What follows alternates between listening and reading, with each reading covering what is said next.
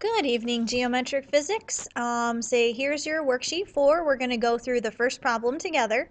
And then tomorrow in class, you guys are going to work on the rest of the worksheet with my help as I walk around. And you guys get a chance to work on it. So we're going to go ahead and go through the first problem. And so I'm going to go ahead and get rid of the video for now. And let's go ahead and get started. So for number 1, if we go ahead and fill out what they give us, they tell us that in the problem that it's launched with an initial velocity of 1.5 meters per second. So that 1.5 is going to go on our ramp to show that it was launched at 1.5 meters per second. It leaves the end of the ramp. The height of this ramp has already been filled out for us. It's 1.2 meters. Alright, sorry, I'm back. Calculating our range is what we want to ultimately find out. We want to find out how far this ball is going to travel and hit the floor. So when we are dealing with range, say a lot of you are getting the variables mixed up. Anytime we're dealing with the word horizontal, we should think x direction. And when we're dealing with displacement, our variable that we want to use is the delta x. So if I put x and delta x together, what I'm trying to solve for is the displacement in the x direction. So let's see, where should we start? First thing we want to do is use our distance that it's going to fall to find our time. So that's been our first step in most of our problems, is we want to find the time to fall. Alright, so to find our time to fall, in this case, remember, if any time we are falling, our direction is vertical. So automatically, all of our variables should have a y after them. So we want to think everything up and down. So we need to find the initial in the y direction. We have our distance. Remember, delta x is a distance, but in this case, it is in the y direction. We know that number because they give it to us. It's 1.2 meters. We need to solve for our time, so that's what we want to find. And we also know that acceleration also exists, so that's our 9.8 meters per second squared. So in order for us to solve for this v initial in the y direction, we need to do SOHCAHTOA of our angle. So that's our first step. So we're going to say v initial in the y is equal to, so if I take a line and draw it right here, and I call this my v initial in the y direction, I'm going to use a sine function. So sine of 20, and I'm going to take that times my 1.5.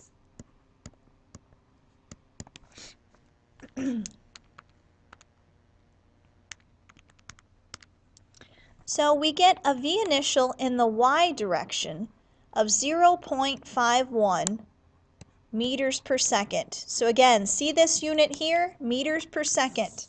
Has to match the same unit of the number that I have been given of meters per second. So a lot of you are losing that meters per second and you're calling it just meters, or you're calling it just seconds. We want to make sure that we keep the unit the same. So now we have our v initial in the y direction.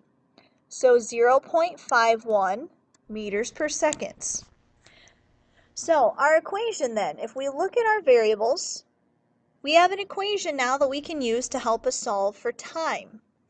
We can use our delta x in the y direction is equal to our 1/2 at squared plus v initial in the y direction times time.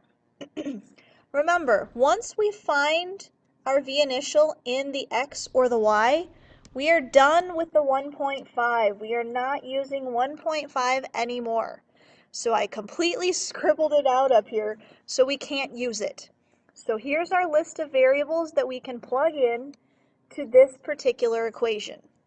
So when I plug these in, my 1.2, notice it corresponds to my delta x and the y, my 1/2, my gravity,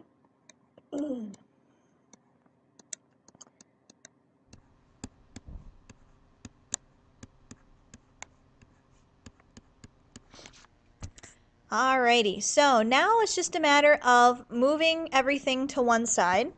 So I'm going to say 0 is equal to 4.9 t squared plus 0.51 t minus 1.2. Once we get it into this form, that's where we have our quadratic formula. So some of you, if you have that fancy graphing calculator, you can just plug in those numbers and it will take you right to the answer. If you don't have one, we do have to do it the long way. So here's our A, our B, and our C. So we're going to take negative B, so 0.51, plus the square root of B squared minus 4 times A times C. And the whole thing is over 2 times 4.9. So if we plug in all of our numbers into our calculator and we do our math correctly, we should come up with a time of 0.45 seconds. So that's our time. We want to use this time to calculate the range that this thing is going. So in this case, to find my range, I'm going to take my velocity in the x direction times my time to give me my distance in my x direction. But again, look at this, crossed out. We can't use that number, so we need to find the v initial in the x, just like we did here with the y variable with using our sine function. We'll want to use our cosine function to find v in the x direction. So v in the x is equal to my cosine of 20 times 1.5. Oops, lost my 1. So my velocity in the x direction then, so I take my cosine of 20, take it times 1.5. So that gives me 1.4 meters per second. So now all I have to do is take my 1.4 times my time that I just calculated down here, 0.45, and this is going to equal my delta x. So now I just take my 1.4 times 0.45.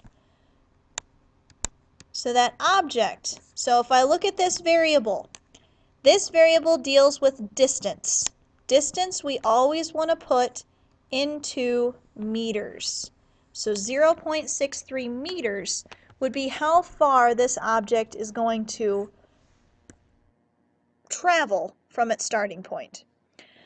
So hopefully that will help you. We're going to work on the rest of these in class then. So each one of these, we kind of want to take a little sort of notes to put in our brain for stepwise. Step number 1, we're always going to first do SOHCAHTOA.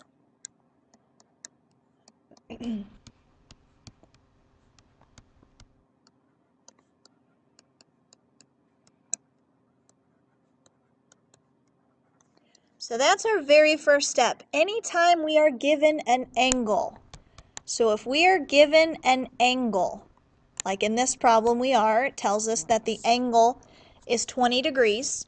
We always want to SOHCAHTOA first to find the v initial in the x and the v initial in the y. That's our first step of every problem. From there, now it's listing our variables.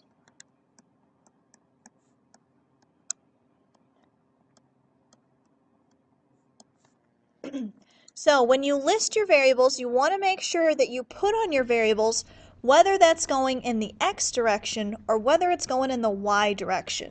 So we're going to list our variables and we're going to include x or y on all of them. Kind of like we did right down here. V initial in the y, delta x, the distance in the y direction. If we wanted to, this is our acceleration in the y direction. So that's what I mean by adding an x or a y to it. Third step, after we've listed our variables, now it's simply look at our list of equations, and we want to pick one that has all of our variables in it. So step 3, pick our equation.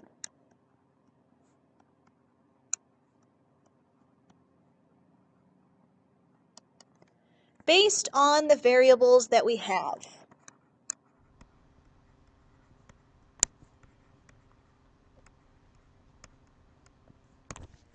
So hopefully this will help you tomorrow. Like I said, in class, we're going to be working on these. Same thing we did before. I'm going to allow you guys to work with your groups.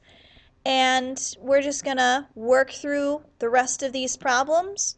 And hopefully those 3 steps up here at the top will help you out when you go to do any kind of angled problems. Alrighty, I'll see you guys tomorrow. Have a good night. Bye-bye.